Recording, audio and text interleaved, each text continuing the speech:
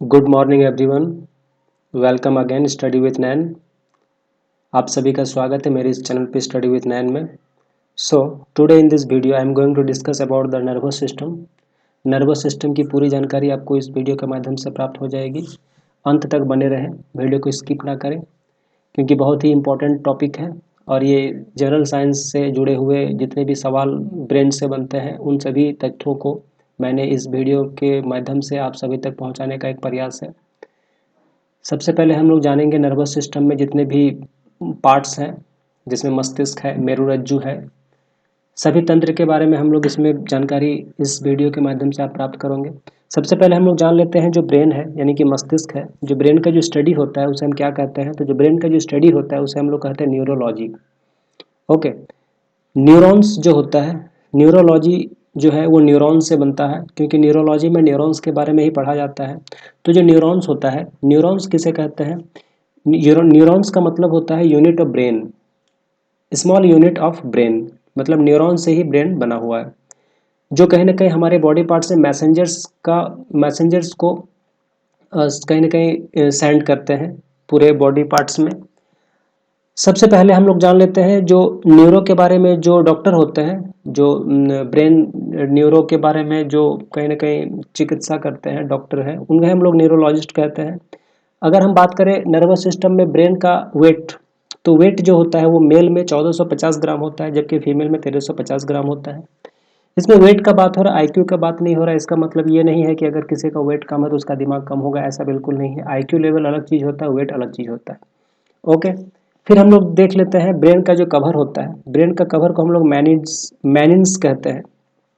इसके अलावा ब्रेन के पार्ट्स जो होते हैं, मस्तिष्क के कितने भाग होते हैं, उनके क्या काम होते हैं, मेरुरज्जु क्या होता है, उसका क्या काम है, ये सारे बिंदुओं को हम लोग विषयवार अध्ययन करेंगे।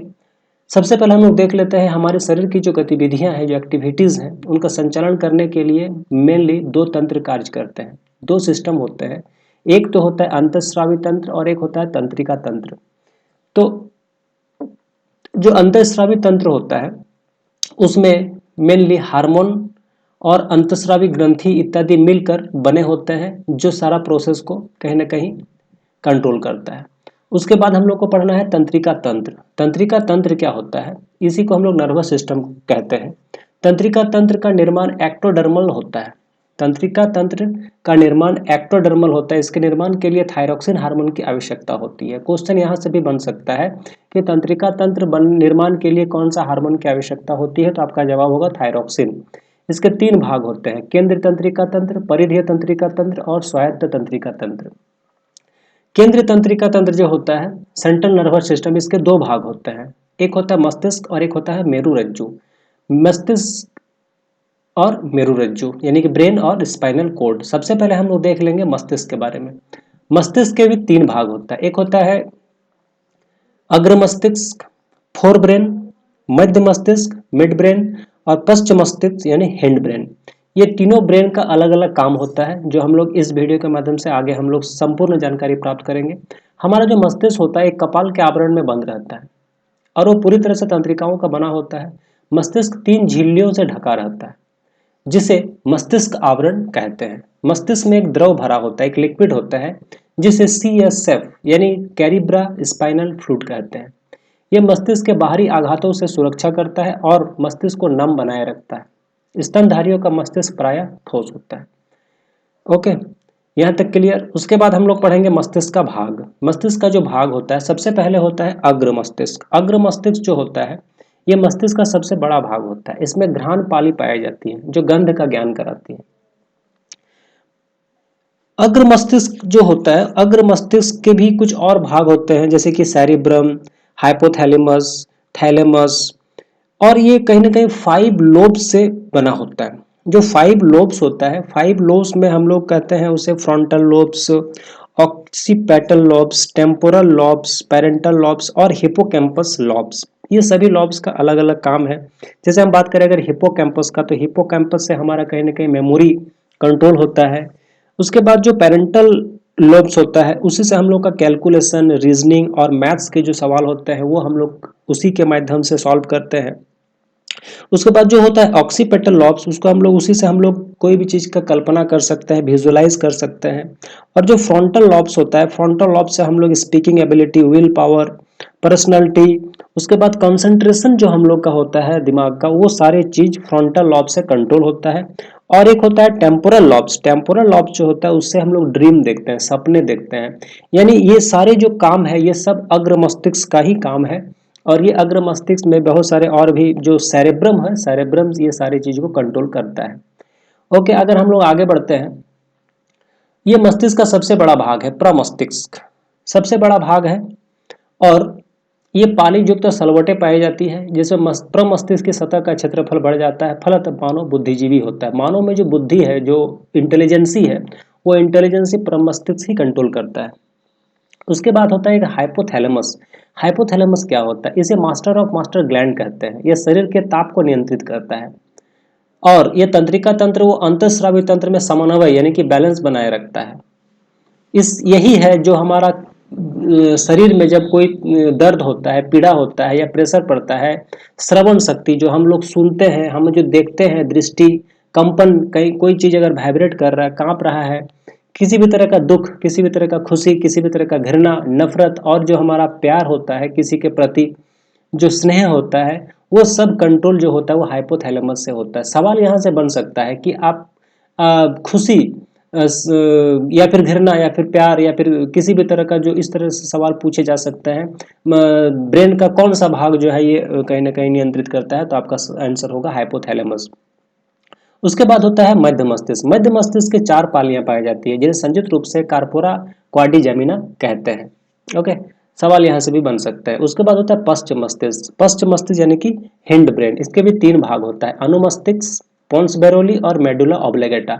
मेडुला ऑब्लिगेटा को मस्तिष्क का हृदय कहते हैं, जो अनैच्छिक क्रियाओं को नियंत्रित करता है। अनैच्छिक क्रियाएं जिन्हें जैसे कि छींक आना, जम्हाई लेना, ये सब जो क्रिया है जो हम नहीं चाहते हैं अभी, जैसे कि हृदय की गति, ये जो अनैच्छिक क्रिया है जो हम लोग अपने आप कंट्रोल नहीं कर सकते हैं, उसे हम लोग अनैच्छिक क्रिया कहते हैं। और ये अनैच्छिक क्रिया पश्च मस्तिष्क के द्वारा ही नियंत्रित होता है।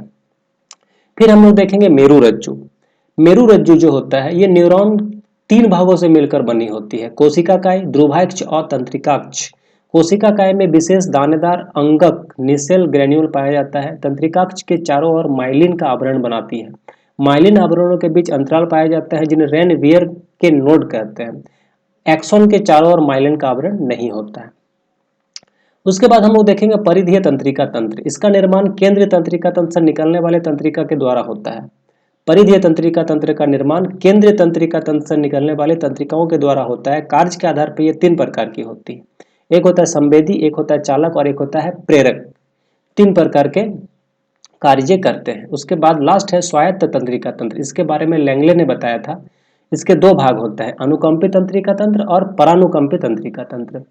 उसके बाद हम लोग देख लेंगे जो सवाल बनते हैं, सवाल कहाँ से बनते हैं हम लोग उसको देख लेते हैं। सबसे पहले है तंत्रिका तंत्र से संबंधित रोग। कौन कौन से ऐसे बीमारी होते हैं जो तंत्रिका तंत्र से कनेक्टेड होते हैं, संबंधित होते हैं। सबसे पहले हम लोग देखेंगे पार्किंसंस रोग। मुख्य रूप से पुरानी प्रगतिशील तंत्रिका संबंधी बीमारी है, जो कि सहीजन नाइग्रो में कम डोपामाइन उत्पादन से जुड़ी होती है और विशेष रूप से आराम की मांसपेशियों में कठोरता, धीमी गति, स्पंदन और संतुलन अव्यवस्था और लकवे की स्थिति के कारण होती है। यानी कि अगर आपका शरीर में किसी एक बॉडी पार्ट्स में अच्छा से काम नहीं हो रहा है, तो हम लोग उसे लकवे की स्थिति कहते हैं। यानी कि मांसपेशी में खिंचाव हो जाता है, मांसपेशी काम नहीं करते हैं, तो ये जो रोग है इसे हम लोग पार्किंसंस रोग कहते हैं। और ये कहीं ना कहीं जो है आपका तंत्रिका तंत्र से संबंधित बीमारी है।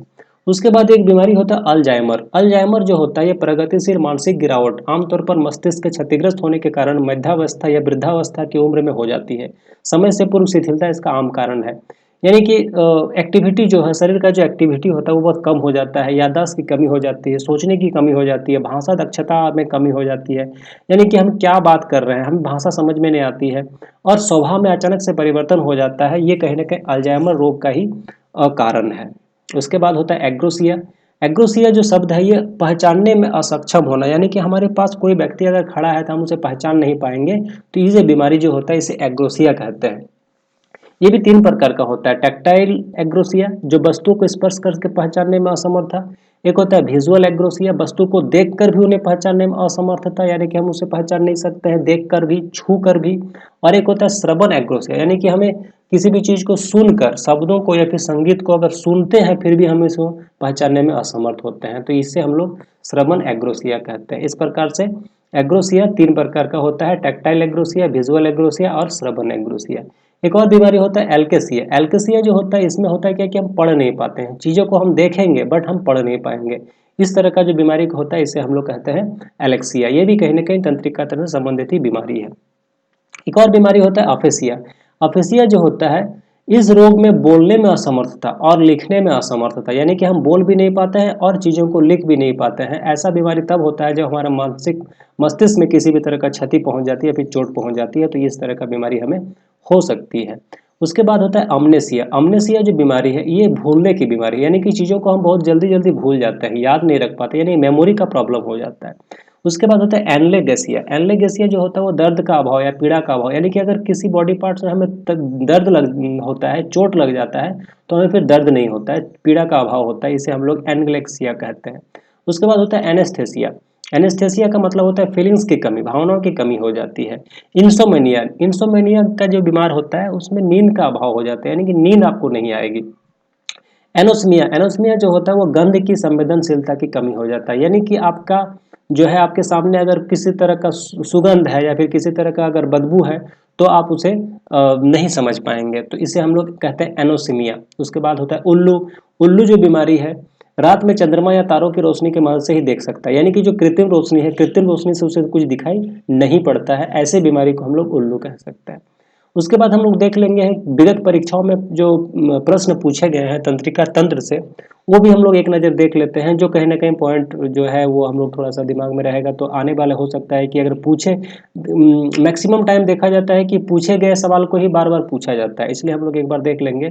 महारंध्र जो एक द्वारक है कहाँ होता है, तो ये कपाल में होता है।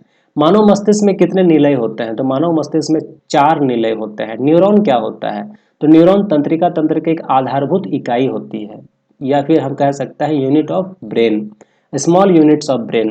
मानव मस्तिष्क की कौन सा अंग निगलने और उगलने का नियामक केंद्र होता है, तो इसके लिए जवाब हो जाएगा मेडुला ऑब्लिगेटा। श्वसन का नियंत्रण मस्तिष्क के किस भाग से किया जाता है, तो इसका भी आंसर हो जाएगा मेडुला ऑब्लिगेटा। जन्म के बाद जन्म मानव के किस ऊतक में कोई कोशिका विभाजन नहीं होता है, तो इसका भी आंसर हो जाएगा तंत्रिका। श्वसन कैसी प्रक्रिया मानी जाती है, तो श्वसन अपचयी प्रक्रिया मानी जाती है। मानव के शरीर में सबसे लंबी कोशिका क्या है, तो मानव के शरीर में सबसे लंबी कोशिका है तंत्रिका कोशिका। उसके बाद होता है बुद्धि का केंद्र स्थित कहाँ है, तो बुद्धि का कहीं ना कहीं केंद्र स्थित प्रमस्तिष्क में है। जितने भी हमारा जो इंटेलिजेंसी होता है वो प्रमस्तिष्क में ही होता है। अगर किसी कारणवश प्रमस्तिष्क डैमेज हो जाता है तो हमारा सारा इंटेलिजेंसी जो होता है वो खत्म हो जाता है। ईईजी का प्रयोग किसकी गतिविधि दर्ज करने के लिए किया जाता है, तो ईईजी का प्रयोग मस्तिष्क का गतिविधि दर्ज करने के लिए किया जाता है। प्रतिवर्ती प्रतिलिपि की खोज किसके द्वारा हुई थी, तो प्रतिवर्ती प्रतिलिपि की खोज टैमिन और बाल्टीमोर के द्वारा की गई थी। शरीर के विभिन्न भागों के बीच कार्यात्मक समन्वय स्थापित करने वाला कहलाता है, तो उसे अंग तंत्र कहा जाता है। संपूर्ण शरीर और स्वयं तंत्रिका तंत्र की गतिविधि को नियंत्रित कौन करता है, तो इसका आंसर हो जाए केंद्र तंत्रिका तंत्र यानी कि सीएनएस।